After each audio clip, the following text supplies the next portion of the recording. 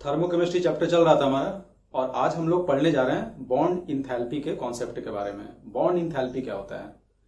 इसके पहले हमने इंथैल्पी ऑफ फॉर्मेशन पढ़ लिया था, इंथैल्पी ऑफ कंबशन पढ़ लिया था। किसी भी रिएक्शन के हीट ऑफ रिएक्शन को अगर रिएक्टेंट और प्रोडक्ट के इंथैल्पी ऑफ फॉर्मेशन के टर्म में अगर लिखते हो तो प्रोडक्ट के डेटा में से रिएक्टेंट के डेटा को माइनस करना होगा, और अगर कंबशन के टर्म में लिखते हो रिएक्टेंट और प्रोडक्ट के डेटा के तो रिएक्टेंट में से प्रोडक्ट को माइनस करना होगा। ये हमने पढ़ लिया था।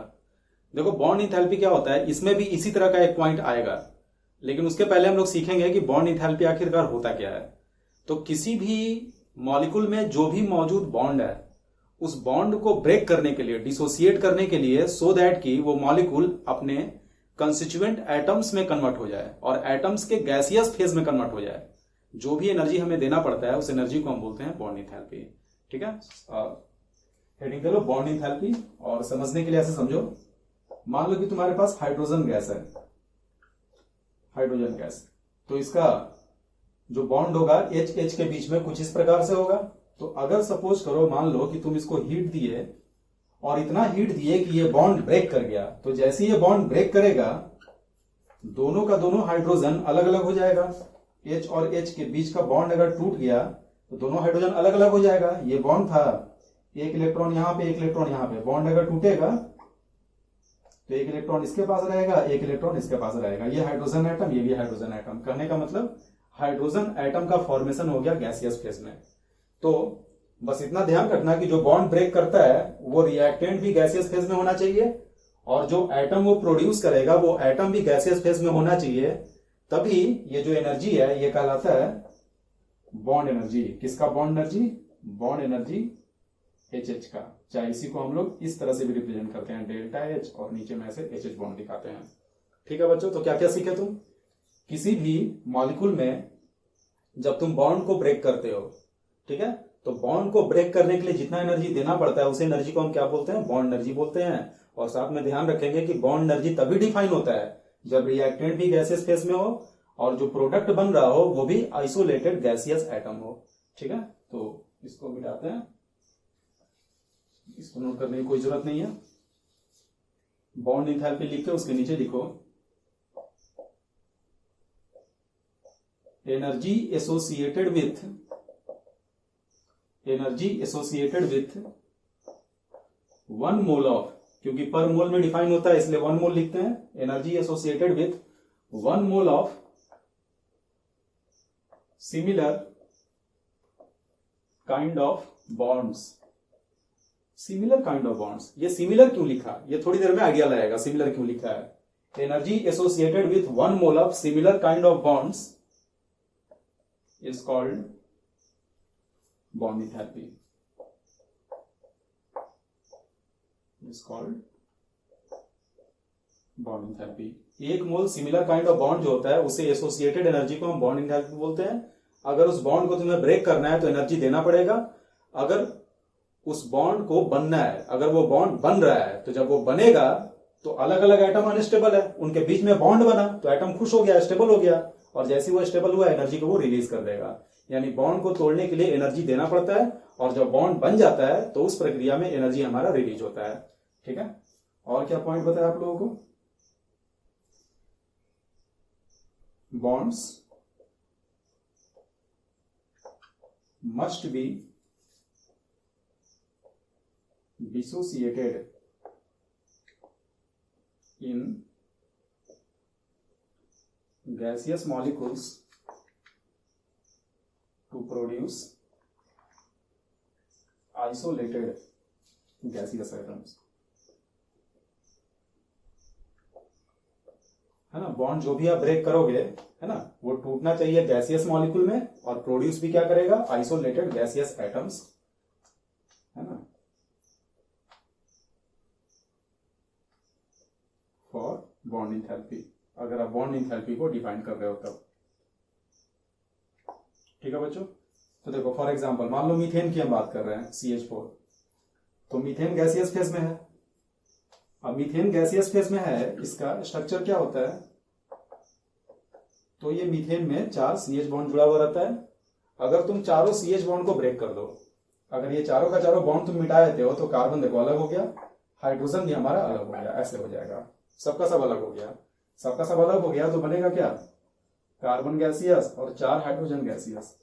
और सपोज करिए इस प्रक्रिया में डेल्टा आर एच जो है वो हीट एक्सचेंज है, तो हम बोलेंगे कि डेल्टा आर एच जो है वो क्या होगा, कितना बॉन्ड आपने ब्रेक किया, CH बॉन्ड 4 बॉन्ड ब्रेक किया। तो अगर 1 मोल मीथेन है तो 1 मोल मीथेन में CH बॉन्ड की संख्या 4 मोल होगी। तो तुम बोलोगे कि delta H of CH bond, ये एनर्जी दिया गया 1 मोल के लिए और ऐसा ऐसा 4 मोल बॉन्ड है, तो हम इसको मल्टीप्लाई कर देंगे 4 से। ठीक है बच्चों, और एक एग्जांपल देखो, मान लो H2O है लेकिन ये लिक्विड फेज में है, H2O लिक्विड फेज में है। H2O का क्या हो गया स्ट्रक्चर, तो ऑक्सीजन हो गया, ये हाइड्रोजन हो गया, 2 बॉन्ड है इसमें। तो अगर तुम इसका बॉन्ड ब्रेक करोगे तो 2 हाइड्रोजन गैसियस आएगा, 1 ऑक्सीजन गैसियस आएगा। जो हीट एक्सचेंज है मान लो डेल्टा आर एच है, तो यहाँ पे डेल्टा आर एच क्या होगा, डेल्टा आर एच बराबर क्या, डेल्टा आर एच बराबर कितना बॉन्ड तोड़े, 2 बॉन्ड तोड़े, तो लिख रहे हैं 2 times delta H of OH bond. क्या सही लिखा हुआ है, सोचो जरा ध्यान से देखो इस लाइन को और सोचो सही लिखा हुआ है गलत लिखा हुआ है, गलत लिखा हुआ है। क्यों गलत लिखा हुआ है, ये H2O लिक्विड फेज में है। बाय डेफिनेशन रिएक्टेंट जो है वो गैसियस फेज में रहना चाहिए, क्योंकि बॉन्ड इंथैल्पी तभी डिफाइन होता है कि जब वो गैसियस फेज में होगा, तभी जो बॉन्ड को ब्रेक करने के लिए एनर्जी दिया जाएगा उसे हम बॉन्ड इंथैल्पी बोलते हैं। तो ये इसके बराबर नहीं होगा, ये गलत हो गया। तो सही स्टेटमेंट क्या होगा, ये जो डेल्टा आर एच है, ये जो डेल्टा आर एच है, अगर तुम्हें H2O लिक्विड का बॉन्ड ब्रेक करना है तो कितना एनर्जी देना पड़ेगा, तो होगा क्या कि पहले तुम H2O लिक्विड को वेपोराइज करके गैसियस फेज में भेजोगे, तो जब तुम इसको वेपोराइज करोगे तो हीट कौन सा इन्वॉल्व हो जाएगा, delta H of vaporization of H2O liquid. इतना हीट पहले हमने दे दिया, जैसे ही हमने इतना हीट दिया अब ये वेपर फेज में चला गया। अगर ये वेपर फेज में चला गया तो अब तुम चाहो तो इसका बॉन्ड ब्रेक कर सकते हो, तो हम क्या लिखेंगे, plus delta H of OH bond, और कितना OH बॉन्ड था, तो 2 OH बॉन्ड था। अब ये सही लिखा हुआ है, नीचे वाला सही लिखा हुआ है, पहले हमने इसको वेपोराइज किया, उसके बाद दोनों OH बॉन्ड को हमने ब्रेक कर दिया। ठीक है, इतना नोट करो पहले। अब देखो बच्चों, कॉन्सेप्ट में थोड़ा और डिटेल में जाते हैं। तो सपोज करो फिर से हमने CH4 गैसेस ले लिया, मीथेन गैस। स्ट्रक्चर जो है वो कुछ ऐसा होगा, और सपोज करिए कि हम लोग CH बॉन्ड एक एक करके ब्रेक कर रहे हैं। अब तुमको समझ में आएगा कि अभी हमने सिमिलर काइंड्स ऑफ बॉन्ड क्यों लिखा था। तो अगर एक CH बॉन्ड को ब्रेक करोगे, मान लो कि पहला CH बॉन्ड को ब्रेक करने के लिए डेल्टा H1 एनर्जी तुम दिए, और ये वाला जो बॉन्ड है, ये वाला ये बॉन्ड हमारा ब्रेक कर गया। तो ये बॉन्ड ब्रेक कर गया तो बचेगा क्या, एक तो CH3 फ्री रेडिकल बचेगा। फ्री रेडिकल क्यों, बॉन्ड टूटा तो एक इलेक्ट्रॉन इसके पास, एक इलेक्ट्रॉन हाइड्रोजन के पास, तो CH3 के पास एक सिंगल इलेक्ट्रॉन है तो एक फ्री रेडिकल का जाएगा। और साथ में कौन आ गया, बगल में H आ गया। ये वैसे डॉट दिखाने की कोई जरूरत नहीं है ना, दिखा भी दिए तो कोई दिक्कत नहीं है। ये भी गैसियस फेज में, ये भी गैसियस फेज में। तो ये पहला CH बॉन्ड ब्रेक कर गया। अब हम क्या कर रहे हैं कि ये जो CH3 बचा, इसमें अगला CH बॉन्ड फिर से ब्रेक करो, और उसको ब्रेक करने में कितना एनर्जी लगेगा, है ना। अब हमारे पास क्या है, CHH ऐसे है, और हम चाह रहे हैं ये वाला बॉन्ड ब्रेक करें। तो मेरा सवाल है, क्या पहले भी CH बॉन्ड टूटा था, अभी भी CH बॉन्ड टूट रहा है, तो क्या सेम एनर्जी लगेगा? तुम्हारा आंसर होगा सेम एनर्जी नहीं लगेगा। रीजन, अगर CH3 का बॉन्ड टूटा तो यहां बनेगा CH2 प्लस H, ये आएगा। तो पहले मीथेन में बॉन्ड ब्रेक होकर CH3 बन रहा था, और अब CH3 में बॉन्ड ब्रेक होकर CH2 बन रहा है। तो CH3 और CH2 के बीच के एनर्जी का जो डिफरेंस है, कोई जरूरी नहीं है कि इन दोनों के एनर्जी के बीच के डिफरेंस के बराबर होगा। ऐसे भी मीथेन हमारा स्टेबल था, तो स्टेबल मॉलिक्यूल में अगर तुम बॉन्ड को ब्रेक करोगे तो आसानी से वो बॉन्ड टूटने वाला नहीं है। लेकिन ये ऑलरेडी अनस्टेबल था, CH3 ऑलरेडी अनस्टेबल था, तो यहां भी सेम एनर्जी लगेगा ऐसा कोई जरूरी नहीं है। इनफैक्ट डेफिनेटली ऐसा नहीं होता है। जब हम अगला बॉन्ड ब्रेक करते हैं तो यहां पे एनर्जी आता है डेल्टा H2, मान लो कि कोई दूसरा एनर्जी आया। उसी प्रकार से इसका अगला बॉन्ड अगर तोड़ोगे CH2 का, तो मिलेगा हमें CH गैसियस और H गैसियस, और इस प्रक्रिया में अगर एनर्जी इन्वॉल्व हुआ डेल्टा H3, हमें देना पड़ा डेल्टा H3। और सबसे लास्ट में जब CH का बॉन्ड ब्रेक किए तो ये C गैसियस H गैसियस आया, और यहां पे एनर्जी देना पड़ गया डेल्टा H4। तो हम बोलेंगे कि चारों बॉन्ड को तोड़ने में हमको ओवरऑल नेट कितना एनर्जी देना पड़ा, delta H1 plus delta H2 plus delta H3 plus delta H4, तब जाकर चारों बॉन्ड टूटा। साथ साथ हमें यह भी रियलाइज हो गया कि इस वाले मॉलिक्यूल में तो CH बॉन्ड सारा का सारा सेम था, लेकिन जैसे ही एक बॉन्ड टूट जाता है और बचा हुआ जो CH बॉन्ड है उसका एनर्जी और पुराना CH बॉन्ड जो था उसका एनर्जी दोनों का दोनों सेम नहीं होता है। कहने का मतलब जब एक एक करके बॉन्ड ब्रेक करता है तो ये सारा बॉन्ड सेम नहीं होता है बल्कि सिमिलर होता है। सिमिलर इसलिए होता है क्योंकि एनर्जी जो हम दे रहे हैं भले ही सेम एटम के बीच में बना हुआ है, उसके बावजूद जो हम एनर्जी दे रहे हैं वो इस बात पे डिपेंड करता है कि रिएक्टेंट और प्रोडक्ट के बीच का एनर्जी गैप कितना है। तो ये एनर्जी वैरी कर जाता है। और ये जो एनर्जी है delta H1, delta H2, delta H3, delta H4, यानी कि जो एक्चुअल एनर्जी हम दिए बॉन्ड को ब्रेक करने के लिए, CH बॉन्ड एक्चुअल में उसको तोड़ने के लिए जो हमने एनर्जी दिया उसे हम बोलते हैं बॉन्ड डिसोसिएशन एनर्जी। हम चाहें तो लिख सकते हैं actual energy used to dissociate individual bonds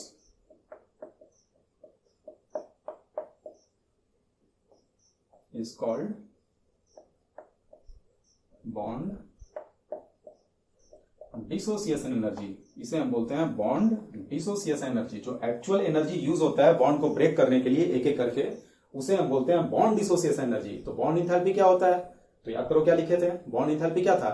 1 mole of similar bond को तोड़ने के लिए, यानी कि सारा का सारा बॉन्ड जो उसको सिमिलर मान लो, और सिमिलर मानने के बाद जो एनर्जी लगे तो रियलिटी में वो एनर्जी तो लग नहीं रहा है, तो वो जो एनर्जी होता है इन सभी का एवरेज होता है। अगर तुम इन चारों रिएक्शन को ऐड कर दोगे तो देखो क्या होगा, CH3 कट गया, CH2 कट गया, CH और CH कैंसिल हो गया, ये CH4 जो है ये नीचे आ गया और ये कन्वर्ट हो गया C गैसियस प्लस H, यानी 4 हाइड्रोजन गैसियस आ गया।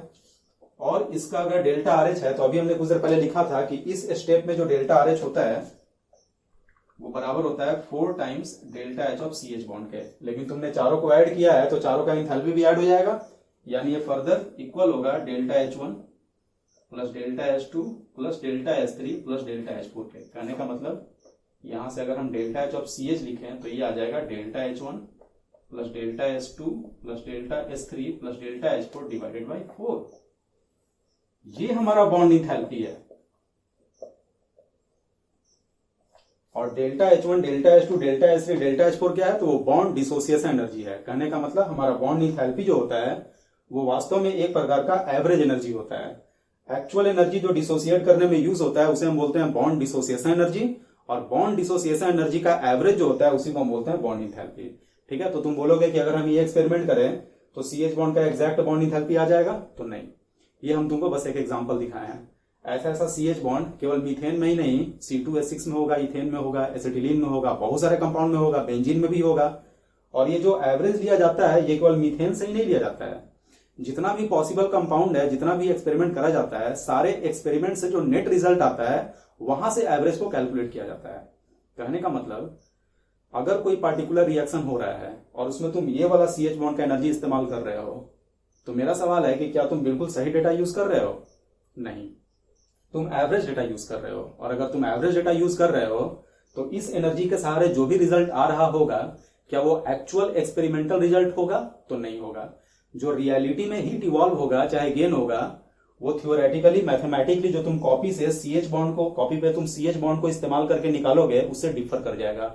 यही रीजन है कि बॉन्ड इंथैल्पी डेटा को यूज करके जो भी हम इंथैल्पी ऑफ रिएक्शन निकालते हैं इस चैप्टर में उसे हम बोलते हैं थियोरेटिकल इंथैल्पी ऑफ रिएक्शन, वो एक्चुअल नहीं होता है। ठीक है, तो उस पर और अभी हम डिटेल में बात करेंगे। फिलहाल ये पूरा आप लोग नोट करिए। लिख लिया बच्चों, अगला लिखो। यही जो ये बताए थे, bond enthalpy is the average of bond dissociation energy of any given bond. ठीक है, जो भी गिवन बॉन्ड है उसका जो एक्चुअल बॉन्ड डिसोसिएशन एनर्जी होता है उसी का एवरेज हमारा होता है बॉन्ड इंथैल्पी। ठीक है, अब देखो कभी भी बॉन्ड अगर तुमको ब्रेक करना है, बॉन्ड को अगर तुमको डिसोसिएट करना है गैसियस मॉलिक्यूल में तो एनर्जी देना पड़ेगा, ऑलरेडी बता दिए। और जब भी किसी गैसियस एटम से बॉन्ड बनेगा और गैसियस मॉलिक्यूल मिलेगा उल्टा उसका, तो वैसे केस में एनर्जी रिलीज होगा। जब भी बॉन्ड बनेगा एनर्जी रिलीज होगा, एनर्जी रिलीज होगा तो हमारा प्रोडक्ट मोर स्टेबल होगा, और जब भी बॉन्ड को ब्रेक करना होगा तो एनर्जी देना होगा, और एनर्जी दोगे तो प्रोडक्ट का एनर्जी ज्यादा हो जाएगा, प्रोडक्ट का एनर्जी ज्यादा हो जाएगा तो जो हमारा प्रोडक्ट है गैसियस एटम वो लेस स्टेबल होगा। तो ये दोनों पॉइंट भी लिख लो।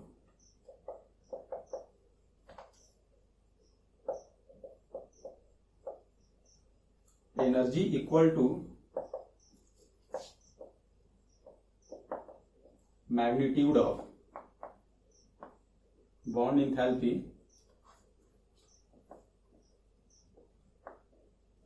इज गिवन, है ना, दिया जाता है, is given to dissociate 1 mole of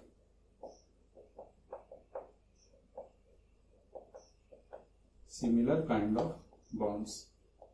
ठीक है, ये अंडरस्टूड है कि रिएक्टेंट और प्रोडक्ट दोनों गैसेस फेज में होगा, उसको हम बार बार नहीं लिख रहे हैं। ठीक है, अगला लिखोगे energy equal to magnitude of bond enthalpy is released, है ना, when 1 mole of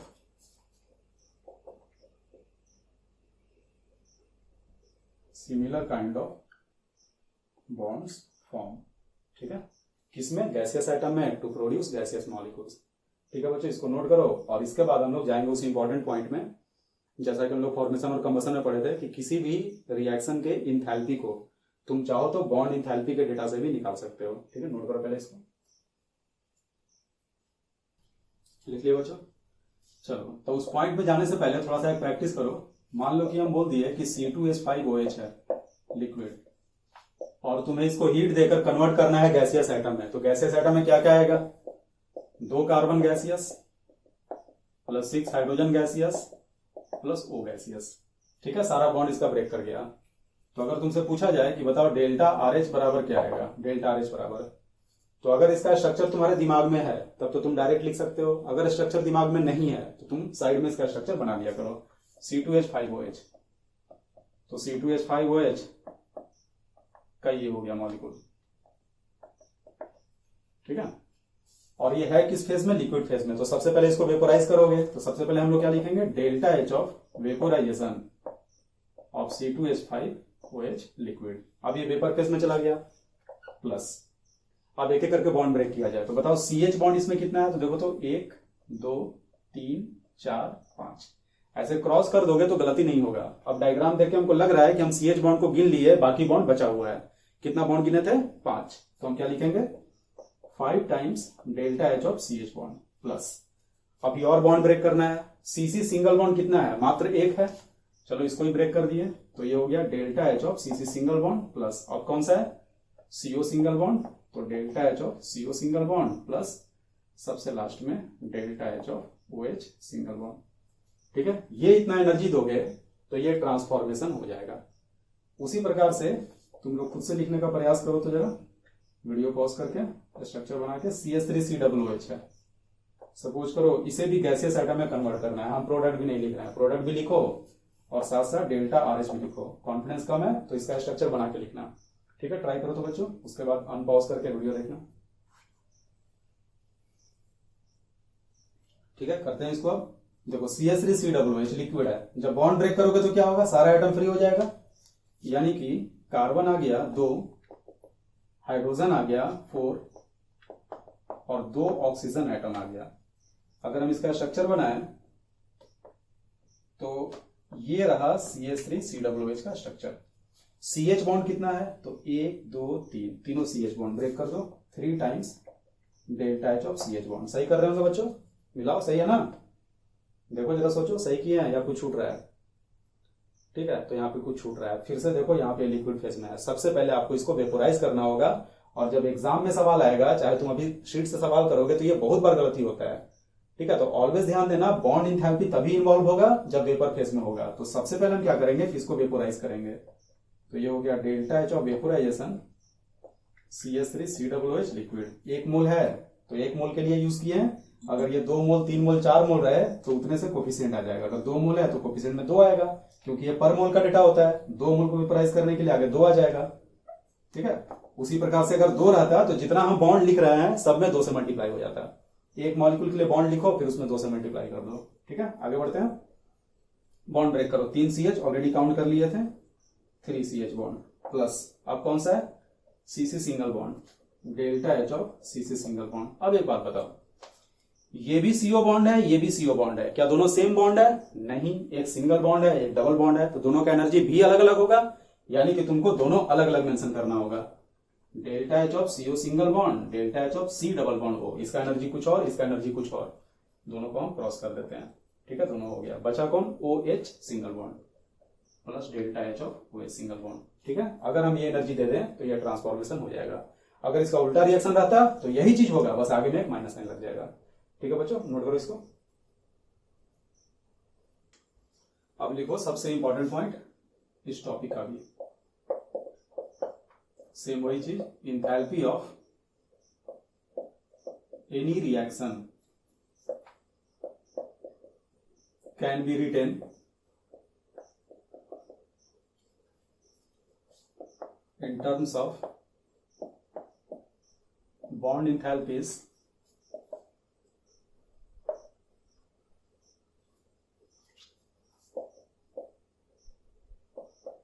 present in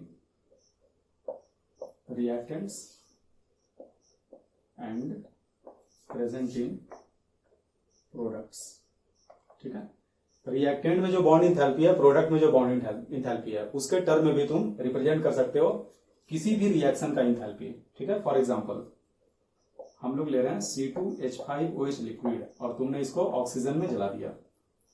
oxygen में जलाया तो डेल्टा RH हीट इवॉल्व हुआ और बना हमारे पास CO2 और H2O।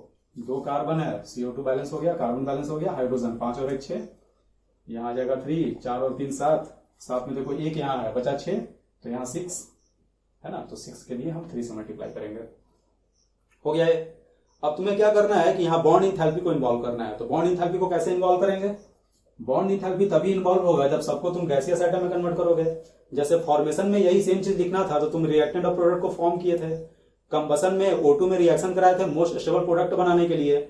वैसे बॉन्ड इंथैल्पी में हम बॉन्ड को ब्रेक करेंगे। तो जब रिएक्टेंट के बॉन्ड को ब्रेक करोगे पूरी तरह से, जब रिएक्टेंट के बॉन्ड को पूरी तरह से ब्रेक करोगे तो देखो क्या आएगा, 2 कार्बन गैसियस आएगा। पहले तो वेपोराइज करोगे, उसके बाद बॉन्ड टूटेगा। हाइड्रोजन 5 और 6 हाइड्रोजन गैसियस आएगा और ऑक्सीजन 3 गुना 2 6, और यहाँ पे एक और है तो 7 हो गया। तो ये 7 ऑक्सीजन गैसियस हो जाएगा। जाहिर सी बात है कि ये इसके साथ बैलेंस्ड है, ये इसके साथ बैलेंस्ड है। तो अगर तुम इसका ही बॉन्ड ब्रेक करते हो तो सेम जगह पहुंचोगे। ठीक है, अब देखो डायरेक्ट जाने का हीट कौन सा है, तो डेल्टा RH है। डेल्टा RH बराबर, अब यहां से बच्चों हम लोग नीचे जा रहे हैं, तो जब यहां से नीचे जाएंगे इस डायरेक्शन में, तो ये सारा बॉन्ड हमें ब्रेक करना होगा। तो पहले क्या करें, लिक्विड को वेपोराइज करें। वेपोराइज करो, ब्रैकेट दे दिया हमने, delta H of vaporization of C2H5OH। बिल्कुल अच्छे से समझना, और जब हम बता दे तो तुरंत वीडियो पॉज करके खुद से इसको तुम लिखना, और एकदम पक्के से तुम्हारा सही लिखा जाना चाहिए। ठीक है, तब जाकर इस पे कमांड आएगा। ये वेपोराइज हो गया। वेपोराइज होने के बाद इसका एक एक करके सारा बॉन्ड ब्रेक करेंगे। तो याद करो इसमें कितना बॉन्ड था। देखो बच्चों, काउंट करके नहीं लिखते हैं कि अगर यहाँ 2 लिखा है तो 2 CH बॉन्ड होगा, ऐसा कुछ नहीं है। चाहे 2 लिखा है तो 2 यहाँ पे CC बॉन्ड होगा। हमें स्ट्रक्चर से पता करना होता है। तो जो हम यहाँ अगर डायरेक्ट भी लिखेंगे तो मेरे दिमाग में इसका स्ट्रक्चर घूम रहा है तभी हम लिख रहे हैं। इस मॉलिक्यूल में CH बॉन्ड कितना था, तो इसमें CH बॉन्ड हमारा 5 था, तो हम लिखेंगे 5 times delta H of CH bond. Carbon 2 है लेकिन CC बॉन्ड 2 नहीं था, वो दोनों कार्बन एक ही बॉन्ड के दोनों एंड पे था, तो हम लिखेंगे delta H of CC single bond. ठीक है, स्ट्रक्चर से हम लिख रहे हैं।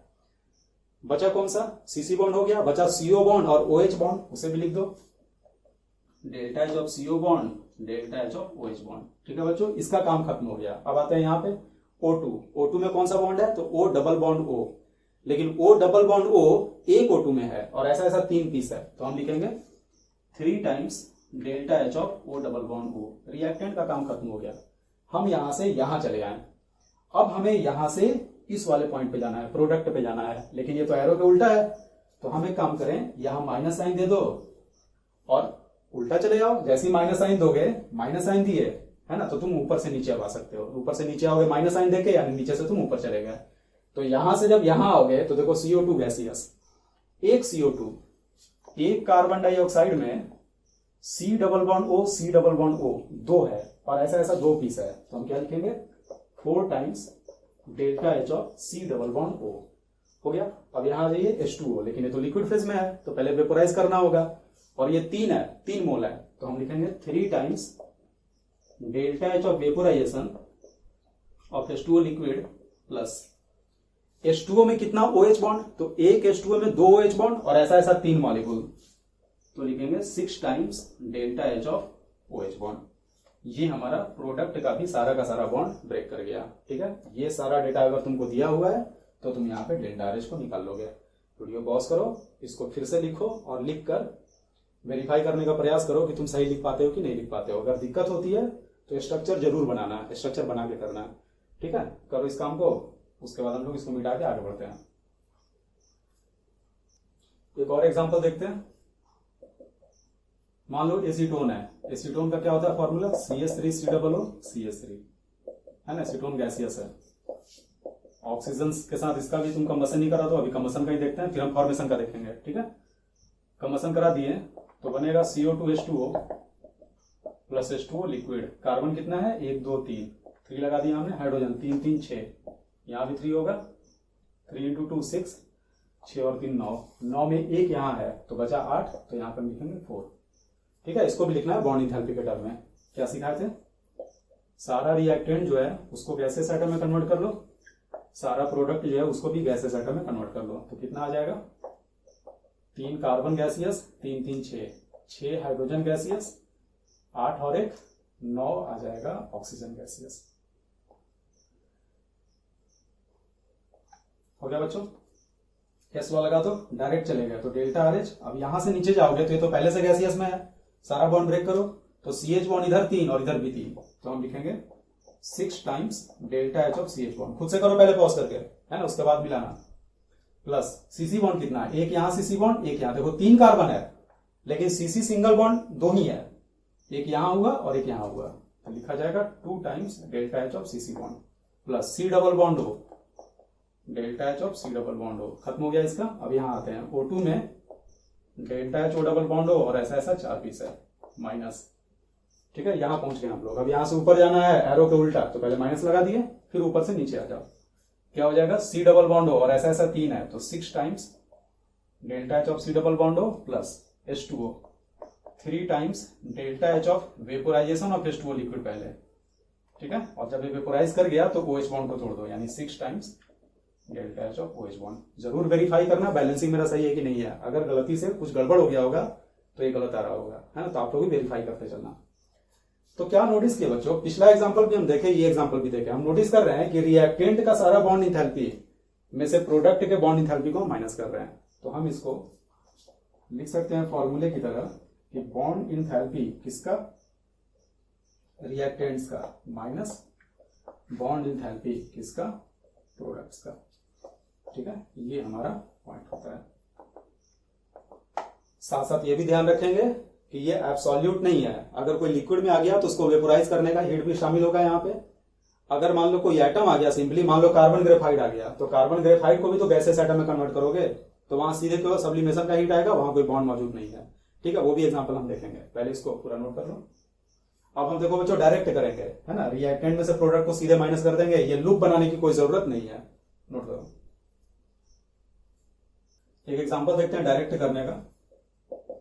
मान लो दे दिया CH3COOH, है ना, एसिडिक एसिड लिक्विड फेज में, प्लस O2 गैसियस, फिर से बन रहा है CO2 gaseous plus H2O liquid. Balance कर दो, 2 कार्बन, 2 हो गया, हाइड्रोजन 3 1 4, 2 हो जाएगा, 4 2 6, 6 में से 2 यहाँ है, तो यहाँ पे 2O2 आएगा। बैलेंस हो गया। ठीक है, अब देखो हम चाह रहे हैं इसको डायरेक्ट करना, अब लूप नहीं बनाएंगे, तो क्या करना है, रिएक्टेंट में सारा बॉन्ड ब्रेक करो, माइनस करके प्रोडक्ट का सारा बॉन्ड ब्रेक करो। ठीक है, तो पहले रिएक्टेंट का सारा बॉन्ड ब्रेक करते हैं। तो देखो ये लिक्विड फेज में है, तो पहले इसको वेपोराइज करोगे, तो delta H of vaporisation CH3COOH liquid हो गया, प्लस अब इसका बॉन्ड ब्रेक करो तो CH बॉन्ड इसमें स्ट्रक्चर बनाना 3 है, ऑलरेडी हम इसको दिखा भी चुके हैं वैसे। 3 इसमें CH बॉन्ड है तो लिखा जाएगा 3 times delta H of CH bond. उसके बाद CC सिंगल बॉन्ड एक है, delta H of CC single bond. उसके बाद एक C डबल बॉन्ड O है, एक C सिंगल बॉन्ड O है और एक O और H सिंगल बॉन्ड है, प्लस O2 में आ जाओ तो लिखा जाएगा 2 times delta H of O double bond O, है ना। अगर यहां नहीं दिख रहा छिप गया है तो याद रखना 2 delta H O double bond O है, माइनस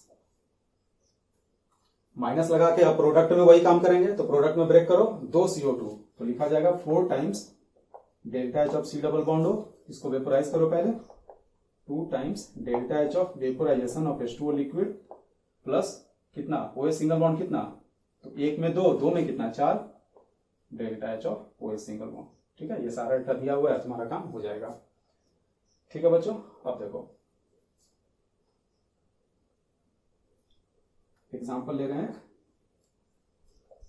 मान लो C2H5OH के फॉर्मेशन का हम रिएक्शन लिख रहे हैं, C2H5OH का फॉर्मेशन, C2H5OH का फॉर्मेशन का रिएक्शन। तो फॉर्मेशन में फॉर्म होगा 1 मोल, किससे फॉर्म होगा, तो अपने कंस्टिट्यूएंट एलिमेंट के मोस्ट स्टेबल फॉर्म से। तो कार्बन कितना 2 कार्बन, किस फॉर्म में लेंगे, ग्रेफाइट लेंगे हम, सॉलिड लिख दिए। 5 और 1 6 हाइड्रोजन यानी 3H2 गैसियस होगा और 1 ऑक्सीजन है तो हाफ O2 गैसियस होगा। अगर तुमको बोला जाए कि इसको भी बॉन्ड इंथैल्पी के टर्म में लिखो तो तुम्हारे दिमाग में रहना चाहिए कि सेम वही चीज होगा, वही लूप बनेगा। फिर से चलो लूप बनाया करते हैं। पहले इस पूरे को तुम गैसियस एटम में कन्वर्ट करोगे और फिर यही काम इधर से भी करोगे। तो देखो तो क्या होगा, कार्बन सॉलिड, इसमें तो कोई बॉन्ड ही नहीं है, ये मॉलिक्यूल है ही नहीं, ये सिंपली एटम है, तो ये बस गैसियस एटम में कन्वर्ट होकर रह जाएगा। तो कन्वर्ट कर दो 2 कार्बन गैसियस, इसे भी करो तो यहां तो बॉन्ड है, बॉन्ड टूटेगा तो ये बन जाएगा 6 हाइड्रोजन गैसियस और यहां पे आएगा O गैसियस, एक ही एटम है। O2 का बॉन्ड टूटा तो 2 आया, लेकिन आगे में हाफ लगा हुआ है तो 1 ऑक्सीजन आया। ठीक है, ये लिखने की कोई जरूरत नहीं थी, वैसे इतना जब तुम एग्जांपल कर लिए हो तो लिखने की कोई जरूरत नहीं है, क्योंकि ये डिफरेंट रिएक्शन था इसलिए हम लिख कर दिखा रहे हैं। अब डेल्टा आर एस बराबर क्या लिखोगे, हेस लॉ से रिएक्टेंट। तो देखो तो 2 कार्बन सॉलिड को 2 कार्बन गैसियस में भेजे हो तो तुम इसका सब्लिमेशन कर रहे हो तो हम लिखेंगे 2 times delta H of sublimation of carbon solid, ये हीट लगा।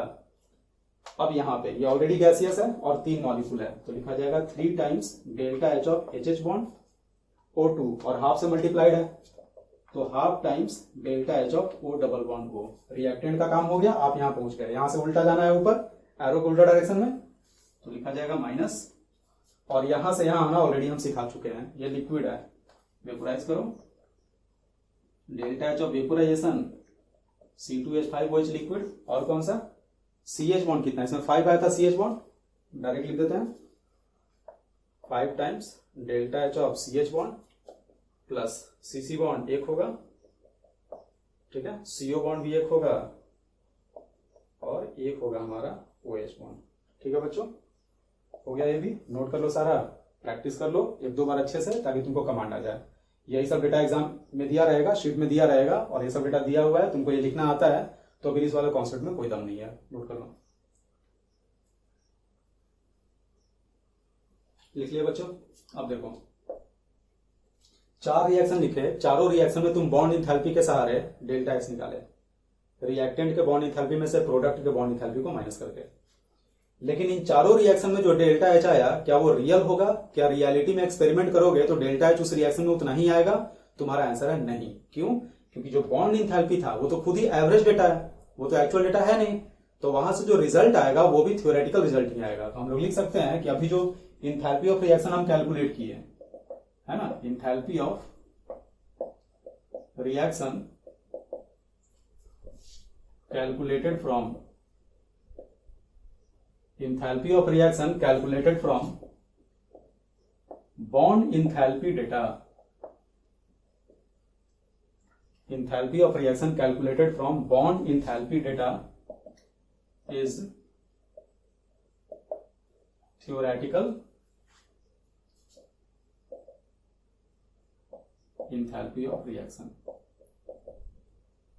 ठीक है, लेकिन पिछले क्लास में जो इंथैल्पी ऑफ कंबसन से निकाले थे, पिछले क्लास में जो इंथैल्पी ऑफ कंबसन से तुम निकाले थे, इंथैल्पी ऑफ कंबसन का मतलब क्या, O2 में जला रहे हो कैलोरीमीटर में मान लो, तो वो एक्चुअल एक्सपेरिमेंट हो रहा है, तो उसमें जो हीट इवॉल्व आप मेजर करते हो थर्मामीटर वगैरह लगा के, वो रियल रहता है, वो एक्चुअल डेटा होता है। तो हम सेम चीज लिख सकते हैं फिर से, वहां पे इसलिए नहीं लिखवाए थे क्योंकि दोनों को हमको एक साथ स्टडी करना था। आगे लिख सकते हो enthalpy of reaction calculated from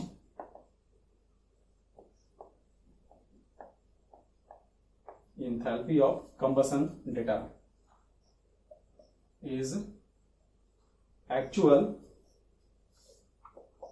or experimental enthalpy of reaction। ठीक है बच्चों, तो इस प्रकार से हमारा बॉन्ड इंथैल्पी का सारा कॉन्सेप्ट समाप्त हुआ है ना।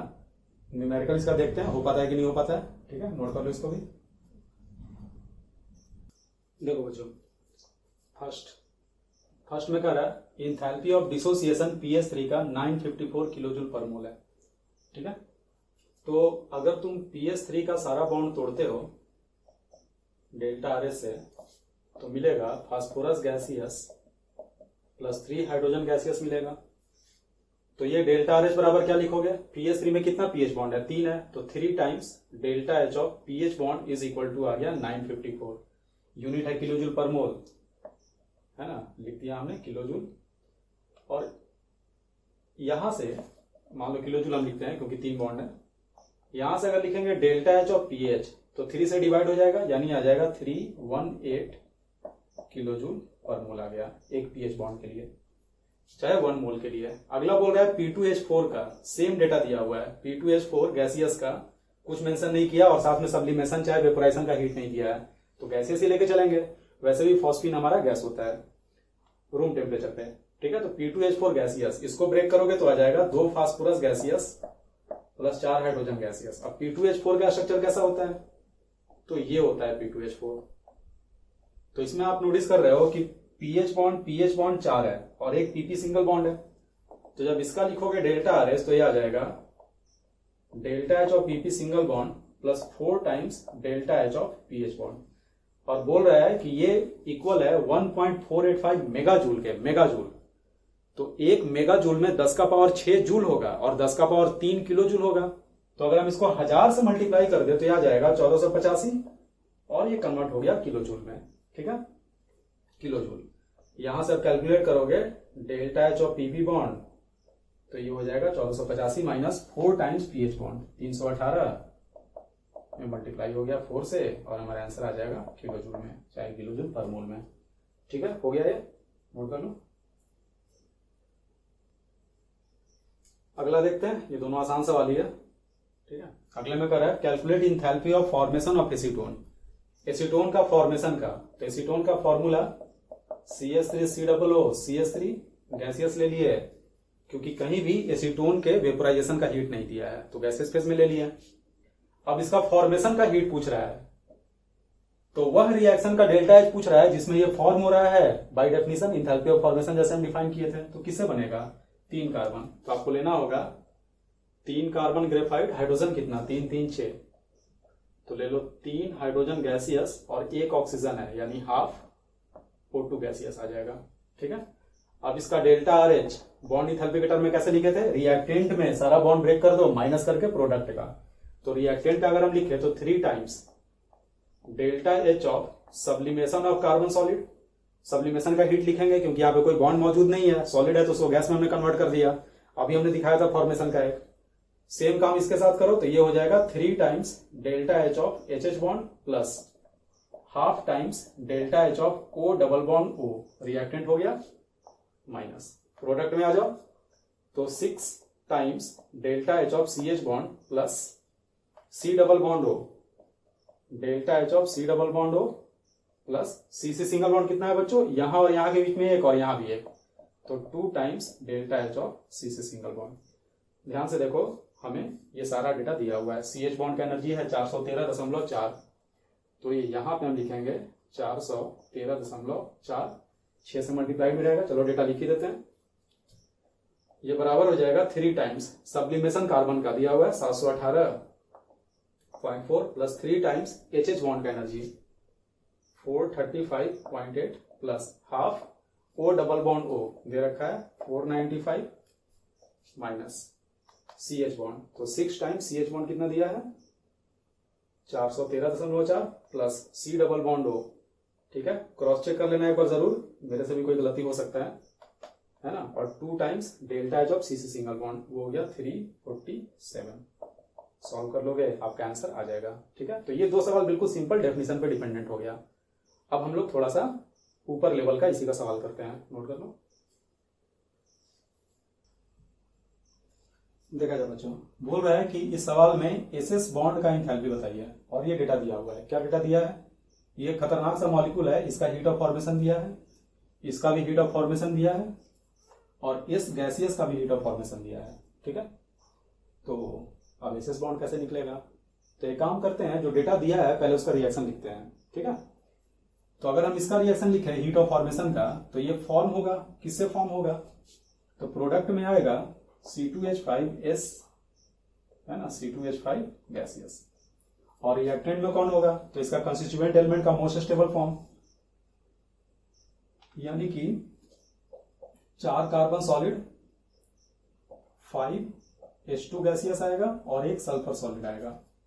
और ये जो डेल्टा RH है बच्चों, ये जो हमारा डेल्टा RH है, डेल्टा RH ये बराबर हो जाएगा हीट ऑफ फॉर्मेशन इस कंपाउंड का, सॉरी इस कंपाउंड का, और ये डेटा कितना दिया हुआ है -147.2। अब एक काम करो, इसको बॉन्ड इंथैल्पी के टर्म में लिख लो। क्यों बॉन्ड इंथैल्पी के टर्म में? क्योंकि तुमसे एसएस बॉन्ड का इंथैल्पी पूछ रहा है, और हम नोटिस कर रहे हैं कि यहां पे एसएस बॉन्ड है, और इस एसएस बॉन्ड को छोड़कर जितना भी बॉन्ड है वो सारा बॉन्ड इस वाले मॉलिक्यूल में भी है। तो अगर हम दोनों का बॉन्ड इंथैल्पी के टर्म में अगर हम डेटा लिख लेते हैं, तो ये वाला बॉन्ड तो एक में तो आ जाएगा, तो इसीलिए हम इसको बॉन्ड इंथैल्पी के टर्म में लिख रहे हैं। तो सबसे पहले रिएक्टेंट को गैसियस फेज में भेजो, तो क्या आ जाएगा 4 times delta H of sublimation of carbon solid plus 5H2, तो हो जाएगा 5 times delta H of HH bond plus sulphur solid को गैसियस फेज में भेजो, तो delta H of sublimation of sulphur solid हो जाएगा, माइनस साइन। अब यही काम प्रोडक्ट में करेंगे, तो प्रोडक्ट में कौन कौन सा है? तो CH बॉन्ड 5 यहां पे C के साथ है, 5 यहां है, यानी 10 times delta H of CH bond. CC bond कितना है? तो एक CC बॉन्ड यहां होगा, एक CC बॉन्ड यहां। तुम्हें स्ट्रक्चर इसको एक्सपैंड करके देख लेना। तो 2 CC बॉन्ड आया, तो हम लिखेंगे 2 times delta H of CC bond plus बचा क्या बच्चों? CS bond. तो एक CS बॉन्ड यहां और एक CS बॉन्ड यहां, ये हो जाएगा 2 times delta H of CS bond. फिर से बोल रहे हैं, अगर ये समझ में नहीं आ रहा तो इसका स्ट्रक्चर बना के देख लोगे। बना ही देते हैं, क्या स्ट्रक्चर होगा? तो CH3 CH2, है ना, यहां तक का पार्ट हो गया, इसके बाद S, और फिर यही रिपीट हो जाएगा। बस काउंट कर लो, सारा का सारा बॉन्ड यही आएगा। बिल्कुल ऐसा ही एक्सप्रेशन अब इसके लिए भी लिखो। तो इसके लिए अगर तुम रिएक्शन लिखोगे इस वाले के लिए, तो हमारा रिएक्शन आ जाएगा C2H5SS C2H5 गैसियस, बनेगा किससे? सेम वही चीज, डिफरेंस क्या है? बस 1 सल्फर एक्स्ट्रा आ गया, 5H2 गैसियस और 1 सल्फर एक्स्ट्रा आ गया, तो ये हो जाएगा 2 सल्फर सॉलिड। और ये जो डेल्टा RH है ना, हीट ऑफ फॉर्मेशन इस मॉलिक्यूल का, वो दिया हुआ है -201.9 किलो जूल पर मोल, और ये बराबर क्या होगा? तो इसमें भी सेम चीज लिखते हैं। तो रिएक्टेंट में क्या आएगा बच्चों? सारा का सारा वही आएगा, बस सल्फर 2 है, तो यहां केवल 2 से मल्टीप्लाई हो जाएगा। तो नोट कर दो as it is 4 times delta H of sublimation of carbon solid, 5 times delta H of HH bond, और 2 times delta H of sublimation of sulphur solid, ठीक है। रिएक्टेंट हो गया, माइनस प्रोडक्ट में सेम मॉलिक्यूल यही है, सारा बॉन्ड सेम है, बस एक एसएस बॉन्ड एक्स्ट्रा है। तो ये सारा तो आएगा ही, साथ में एक एसएस बॉन्ड आ जाएगा। नोट कर लीजिए 10 times delta H of CH bond plus 2 times delta H of CC single bond plus 2 times delta H of CS bond plus delta H of SS bond. अब क्या करो, अगर मान लो ये है हमारा इक्वेशन नंबर 2 और ये है इक्वेशन नंबर 1, तो 2 में से 1 को माइनस कर दो। जैसे ही 2 में से आप 1 को माइनस करोगे, चाहे यहां पे SS बॉन्ड है और आगे माइनस साइन लगा हुआ है, तो एक काम कर रहे हैं 1 में से 2 को माइनस कर देते हैं। तो 1 में से जैसे ही 2 को माइनस करोगे क्या आएगा, -147.2, और ये माइनस हो गया तो +201.9 इज इक्वल टू, और इसमें से ये जब माइनस होगा बच्चों तो ये सारा का सारा हीट हमारा कटना शुरू हो जाएगा। देखो बचेगा क्या, इसमें से ये माइनस हो गया तो ये अगर माइनस हुआ तो आएगा -ΔH of sublimation of sulphur solid. ठीक है, इसमें से ये माइनस हुआ तो इसके आगे माइनस साइन एक आएगा क्योंकि ये यहाँ पे 2 लगा हुआ है। और जब इसमें से ये माइनस होगा, जब इसमें से ये माइनस होगा तो ये सारा एनर्जी तो कट जाएगा, लेकिन सब ये कट गया और ये माइनस हुआ तो यहाँ प्लस साइन हो गया और बच गया केवल ये वाला ΔHSS बच गया। -10 टाइम्स ΔSCH से +10 टाइम्स ΔSCH कट जाएगा क्योंकि माइनस किया हो तो माइनस माइनस प्लस हो गया। सिमिलरली ये भी कट गया, ये भी कट गया, बस ये बचा। और क्योंकि इसको माइनस किए थे और एक माइनस पहले से था तो इसके आगे प्लस साइन जाएगा, तो ये हो गया +ΔH ऑफ SS बॉन्ड। ठीक है, तो यहां से लिखोगे ΔH ऑफ SS बॉन्ड बराबर -147.2 + 201.9, और ये सब्लिमेशन का हीट लेफ्ट साइड में चला जाएगा, +ΔH of sublimation of sulphur solid. अब ये कहां से लाएं, सल्फर सॉलिड का सब्लिमेशन, अगर ये निकल जाए तो अपना काम हो जाए। तो देखो ध्यान से, हमें एक और डेटा दिया हुआ है, सल्फर गैसियस का फॉर्मेशन दिया हुआ है। तो सल्फर गैसियस का फॉर्मेशन, तो ये फॉर्म कहां से होगा, ये फॉर्म जो होगा ये तो सल्फर सॉलिड से ही होगा। ठीक है, तो इसको वहां साइड में लिखते हैं, ये स्ट्रक्चर मिटा के नोट करना होगा, स्ट्रक्चर तो नोट कर लेना, पॉज करके चाहे बैक करके मिटाते हैं। तो देखो थर्ड वाला जो है, थर्ड क्या लिखा हुआ है, सल्फर गैसियस का हीट ऑफ फॉर्मेशन। तो सल्फर गैसियस किससे बनेगा, अपने मोस्ट स्टेबल इलेक्ट्रोप यानी रोमिक सल्फर सॉलिड से। तो ये स्टेप जो है इसका ΔS दिया हुआ है 222.8 किलो जूल पर मोल। तो ध्यान से देखो, ये सल्फर सॉलिड का सब्लिमेशन ही तो है, और सब्लिमेशन का हीट कितना है 222.8। तो ये डेटा हम लोग अगर यहां पे लिखते 222.8 तो हमारा काम हो जाएगा, आंसर भी आ जाएगा किलो जूल में। तो ये बहुत बढ़िया सवाल है, इसको करो खुद से। ठीक है बच्चों, तो नोट कर लो इसको अच्छे से समझ के।